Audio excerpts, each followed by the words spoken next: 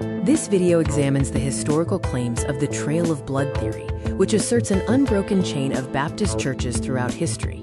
We will investigate the groups listed as ancestors of the true church and determine if they truly align with modern Baptist tenets, or if they are simply a trail of red flags. The Trail of Blood theory, popularized by J.M. Carroll and the Landmarkist movement, claims a specific, hidden true church existed unchanged for 2,000 years, fleeing Rome. The goal was to prove Baptists are not Protestants by claiming they never touched the Catholic Church. To validate the Trail of Blood theory, every historical link must match the true Baptist DNA profile, which includes sola scriptura, believers' baptism, local church autonomy, and Orthodox Christology. If a group fails these tests, the chain breaks. Ancestor number 1, the Montanists of the 2nd century, failed the sola scriptura test.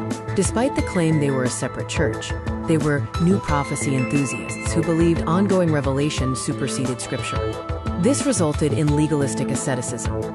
Ancestor number 2, the Paulicians of the 7th century, were dualists who often rejected the Old Testament. Their theology suggests adoptionism, that Jesus became God at baptism. Their denial of the Trinity and the validity of the Old Testament breaks the chain. Ancestor number 3, the Cathars of the 12th century, were Gnostic dualists who believed the physical world, including water, was created by Satan. They rejected water baptism entirely because water is, quote, matter. This failure breaks the required link for believers' baptism. Ancestor number 4, the Waldensians, are often claimed as holders of the torch. However, these proto-Protestants began in the 1100s, initially practiced infant baptism, and wanted to reform the church. They do not bridge the gap to the 1st century, making the timeline wrong. The everybody but Rome umbrella represents the name-game fallacy, where landmarkists counted anyone persecuted by Rome as a Baptist. Just because the sheriff arrested them all doesn't mean they were in the same gang. Many of these groups would excommunicate each other. Early American Baptists like Roger Williams didn't buy the succession theory. They believed the true church was lost and sought restoration based on Scripture. The obsession with succession was a 19th century invention to compete with Catholic claims. Landmarkism emerged in the 1800s when Baptists felt insecure about Catholic claims to apostolic succession.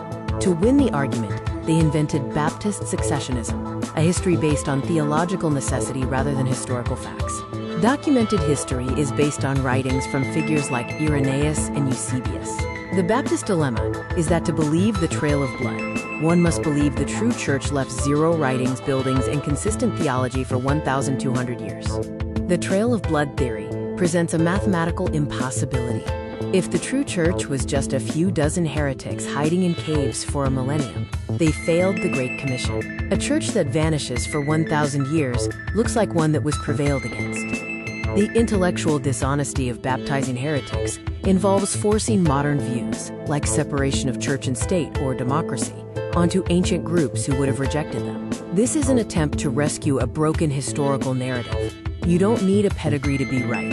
Restorationism argues that the validity of a church is based on whether you follow the Scripture now.